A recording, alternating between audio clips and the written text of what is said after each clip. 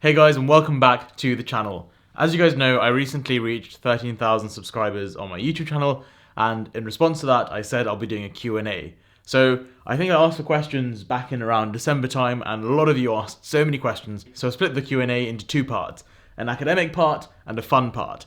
The academic part is going to be today. It's going to be all the questions about studying, about Cambridge, about medicine, and then the fun part about my personal life is going to be a separate video. I think that approach will make it a bit easier for the people who are interested in different parts of my life to watch the appropriate videos. For those of you who don't yet know me, I'm Sen, I'm a fourth year medical student, and I've been making YouTube videos for the last 4 or 5 years. Not taking it too seriously, I think I don't have the most of time in my life to do YouTube seriously. I'm involved a lot on the medtech side of things, but also recently have been moving into healthcare investment, as well as doing medicine, of course. So, YouTube is a bit of a hobby of mine, and I do hope that you enjoy the videos that I make. And if you haven't yet done so, please do go on Instagram and follow my page so you can keep up to date with like day-to-day things that I get up to. And also, please make sure to subscribe. Click the bell icon as well to make sure that you are up to date with all the latest things that are released. I did say, with these Q&A videos, I'd give away some fantastic prizes. And as always, I haven't let you guys down. As you can see, I've got a range of fantastic medicine-related books. Now, I did go down the medicine route for the books because I do know that a lot of you who watch my videos are interested in medicine. If you're not interested in medicine, I am sorry. Don't worry, future giveaways will be a bit more encompassing of all the viewers. But these are fantastic books. I think some of my favorite books, and I'm really glad to be in a position to be giving them away. So I've chosen 4 winners. I'll be announcing 2 this video and 2 in the next video. So before I sort of carry on, the winners for this video are Kiru, Sartorius, and Tom Shaw. So what I want you to do is go to the About page of my YouTube channel, find my business email, and send me a direct email with your details, and I'll get these books sent out to you. As you can see, there is a range of 4 different books. So in your email, please do choose which books you'd like, or which book you'd like, only 1 each unfortunately, and I'll send them out to you as I said. So it's really exciting that I'm doing this giveaway. Thank you for asking the questions, and as I said, when I asked for these questions, to be eligible to win prizes, you simply had to ask a very interesting question, or a few interesting questions, about me or my studies or whatever you wanted really for this Q&A series. Now the other 2 prizes will be announced in the next video, the Q&A about the fun personal questions, and so with that, let's get to the Q&A about my studying, my A-levels and my experience of doing medicine. So the first set of questions will be all about A-levels and studying. So someone has asked, did you use spaced repetition during A-levels? So when I did my A-levels, that was about sort of 5-6 years ago now, I did indeed use spaced repetition, but not in the same structured way that a lot of you know about spaced repetition. I'd say I revisited topics in a bit of an informal manner. Sort of, I'd read a textbook in the morning, then read it in the evening, then maybe cover it with my tutor. So when I'd first come across a topic, I'd make sure to cover it a few times in the forthcoming weeks, just to instill it into my mind, and I'd do a few past paper questions as well. So I guess, since I did have a tutor for subjects, their mentoring sort of involved making me do a few questions after learning a topic, which is, in a sense, spaced repetition. So yeah, I used it, but not directly. Do you currently use spaced repetition? And if not, what do you use to get definitions and such in your head? Definitely, I do use spaced repetition. Again, not too formally. I think it'd be far more effective if I did, but I haven't yet put the structure in place. What I like to do is read a textbook, do flashcards, answer a few questions, and by revisiting the material in multiple different ways, both from a sort of bookwork way, but also a clinical side, by sort of going to patients and doing certain things, I get to remember things far more effectively. So yes, I do still use spaced repetition, but similar to before in my life, not in a very formal way where I sort of keep track of everything on Excel and stuff. What did you use to consolidate your knowledge of a topic in, let's say, A-level physics? You mentioned in your physics A-level video the official textbook and the support guides. What do you mean by support guides? So to consolidate my knowledge in physics, I think one of the most important things that you'll realize when you understand a topic, is when you can teach it to someone. And so what I do, and what my mum always used to recommend to me, is once I sort of read about a topic, once I understand it, once I sort of properly understand the diagrams, is I try and just write as much as I could on a blank piece of paper and see how much I could recall. And I think that was a really good way of consolidating what I knew, because I'd have to force myself to link the dots together to write something coherent down on a piece of paper, but also the stuff I'd forget or wouldn't write in. As soon as I'd look it up after this exercise, I'd quickly remember it, being like, done, okay, that's a big thing I missed. Then I'd sort of write it out 3 times to get it into my head. Also, doing past paper questions really helps consolidate topics, because I think what past papers do is they find the key aspects of the question that are most useful, they test you on the key concepts, and they really make sure that you understand them properly. So yeah, to consolidate knowledge, past papers and also writing stuff out sort of from memory as much as you can. Support guide wise, each course is very different, but if you just Google your course, like I think your course code, your subject, and sort of the level, GCSE or A level, you can definitely find some support guides. And these are just skinnier books of your massive textbooks, summarized down with the key information in them. And I do this for a lot of my subjects. I found that the textbooks, as nice as they are, they're a bit too fluffy, and I don't like fluff. I like to get to the information hard and fast, to get to it quickly and learn it fast. What do you think about revising in different locations throughout your home or even libraries? Really good question. So when I was at school, I guess my main revision like places were my home desk and also the school library. I wouldn't say like I used to mix up my locations too much. They were the only places I had to study. My mum would say, for example, come down to the dining table and study. So I guess whenever I did have a tutor, whenever I'd go to a tutor, that would change up the location of my study. So in some sort of back perspective, I would say I did have multiple locations of study. But at university especially, I do find studying in different locations a bit more difficult because there are more distractions. For example, I used to go to coffee shops and work. I realized very quickly that coffee shops are not the best place to work because you just get distracted. You're looking at, someone fit in the corner, or you're looking at your phone too much, or you're listening to music to try and drone out the coffee shop noise. So I think what's important is to make your main workspace very comfortable, make it sort of as less distracting as possible, and just focus on that. But also when you are away, let's say at school, find a nice space that you like to work in, that works for you best, to make the most of that situation, if that makes sense. So find one spot in school which you always work well in, that's kind of secluded, but helps you relax, is comfortable as well for you. So any advice you'd give to your younger self as a 19 or 20-year-old? Similar question afterwards. What's one thing you tell your 17-year-old self and why? If I could tell myself one thing when I was younger, I would say it's probably never close doors. I always like to have lots of options, and I think a lot of people, they sort of jump into choosing something very quickly. They think they're making the right decision and they just commit to something.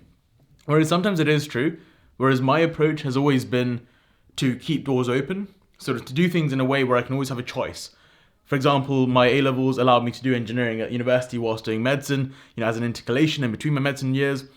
But also, for example, doing physics or chemistry at A-level allows me to really understand the mathematical side behind certain concepts in medicine. Or for example, if I hadn't chosen to do my Duke of Edinburgh in a canoeing format, if I just walked it, I wouldn't know sort of that canoeing skill. So a lot of the things that I do are a bit sort of off the beaten track. I like to do things differently, mainly because it teaches me new skills that I can then use if I need to later on in life, and that keeps doors open. So one thing I would tell myself is always make decisions such that you have loads of options open for you, and try your best not to close doors early, because if they do close early, then I guess that's one route you can't take. How do you deal with nerves before an exam? So yeah, that's a really good question. I think before an exam, dealing with nerves, the most effective thing that I've found is not speaking to people before the exam. I know some people like to discuss the questions, like to see what's coming up, and at times it can be useful because you might learn something last minute which you didn't know. But I found very much myself that sort of getting out of the car, getting off the bus, keeping your head focused, keeping yourself to yourself, instead of staying in your zone, getting yourself into the zone, drink some water, calm yourself down. That's the best thing that I did that sort of calm myself down. As in, yes, your friends are your friends and it would be nice to see them before the exam, but your friends aren't the ones who are going to be next to you when you're actually doing the questions. You're going to be in your own sort of space, your own zone. So I find it quite nice to get into that zone before I go into the exam. And yeah, that works quite effectively for me to calm my nerves. Also, a thing that I tell myself is, even if the exam's going to be really, really hard, number one, in an hour and a half, the exam's going to be over, so I wouldn't care about it in an hour and a half. Number two, if I'm going to find this exam hard, and I've done a fair amount of revision, then everyone else is also going to find it hard. And I think that's always a very comforting thing to tell yourself. So as long as you've done your revision, I think that in itself will help calm your nerves. If you know you've put the work in, you're going to get the results most likely. What's your most favourite science subject? Good question. It's physics. I think a lot of you know it's physics. So yeah, moving on. Do you prefer bright, natural lighting, or do you prefer a warmer bulb? Really good question. So when I was at school, I actually really enjoyed using blue lights, very white, bright lights. Since I got to university, the university lighting has been very warm, and I think in warm lights I tend to fall asleep much faster. Of course, these lights back here are all very, very warm, but that's to make a YouTube video. So I think on my desk setup, I've got a fair few bluish lights. My ceiling lights, I've changed the bulbs to have blue lights, but also my sort of backlight for my desk is also fairly bright white as opposed to warm white. So yes, I think it is scientifically proven actually that white light does help you study better and keeps your concentration going for longer. So yes, I would recommend that. And then of course, before you go to sleep, you can sort of change your lighting to a bit of a warmer setting to help you sort of calm down and get into the zone of sleep. Of course, you've got your blue light filters on your phone as well, again, which can kick in during the evening. Concentration-wise, blue light does make a difference. Have you ever listened to study music or concentration music, like binaural beats, and do they make you work better? Yes, I definitely do think they work. I think like binaural beats, they're just very like they're very like wholesome, deep sounds, which just really like encapsulate you. And sometimes when I listen to them, like to binaural beats or like Om chants and all, it just really calms you down, I think. And that's the biggest thing about them. And when I'm sitting down to work sometimes, when I'm quite stressed, listening to things like this just gets you into a mellow state that sort of relieve your stresses, that calm you down and help you organize your thoughts a bit better. And again, effective revision is underwritten by a calm mind that's able to concentrate. So yeah, I do think they're good, but again, I wouldn't listen to them for the whole of my study session. I'd listen to them for the first half an hour or so to get me into the zone. And once I'm into the zone, I think I'm fairly hooked onto work for the next hour or two easily. Love your videos. My question is, what system or structure do you use to manage your time? You always seem to get so much done. Also find time to do things that you think are fun. So good question. I don't think I really keep to a lot of structure, like to organize my own time. My only tip, like to do what, the only tip that I'd give to do things like I do is just give yourself a lot to do. So I get involved in a lot of projects, a lot of committees. I sort of give myself a lot of work to do, which naturally sort of forces me to organize my time. And in the worst case, even if I'm running late, it forces me to work under pressure fairly effectively. So yeah, my trick is give yourself a lot to do, and that should automatically help you manage your time because you have no choice. If I do have a choice and lots of time, I would happily sit in my bed and go for a nap, read a book or go for a long bike ride unnecessarily or watch a movie. So yeah, when I have things to do, I'm much more productive. That's why I hate sort of vacation time, because there's literally nothing to do at all for a good 6-7 weeks. And so my sort of life just starts to crumble and my productivity drops off a cliff. Right, Cambridge questions. So, do you believe that medicine at Cambridge you need 4 or more A-levels? Of course you don't need 4 or more A-levels. Loads of students get in with 3 A-levels, but as much as Cambridge talk their talk, from what I've noticed from the admission statistics at certain colleges, a large majority of successful applicants do have 4 or more A-levels at certain colleges. Like at Jesus College, multiple students had 4 A-levels at their sort of A2 level. And so, yes, of course, university-wide, they say 3 is enough and 3 is enough, but to be super competitive, and if you want to have a very, very strong chance of getting in, and you can do the work, then doing 4, I think, is a wise idea. Remember, it is very context dependent, and if you can do it, it would be good to do. How many courses can you take max at Cambridge? Does it cost more for more courses? You can take as many courses as you want. You can do an undergrad, you can do a master's, you can do a PhD, a postdoc position. Of course, masters and PhDs often get funding from like governmental organizations or companies, whereas for undergrad studies, you do have to pay yourself. So the way I did it was I did medicine to start off with, and in medicine as a very special degree you get this 1 year to intercalate to do a completely different subject. Quite a few universities offer this, but Cambridge was one of the first, and I decided to do engineering. That's how I've got both engineering and medicine. Now I took the extra advantage of doing a double year intercalation, next year of intercalation, which meant I could get a sort of a master's in engineering as opposed to just a bachelor's in engineering. So yeah, that's how I took 2 courses, technically medicine and engineering at Cambridge. Does it cost more? No, you just pay the standard undergraduate fee for all of it. What, aside from microfluidics, did you consider to concentrate on in your MEng? So in my MEng, I focused on developing like a tensile test method, like a stretchy test method that works on biological soft tissues, for example, an esophagus or some like muscle tissue or something, just to quantify on a micro scale the elastic properties of them. So yeah, it was quite interesting, took a lot of time, it was very, very, very difficult actually. And I learned a lot of stuff from it, so that was a useful endeavor, I think. Hey Sen, congrats on 13K. My question is, do you see yourself putting your engineering degree to use by working or starting your own medtech company? Definitely.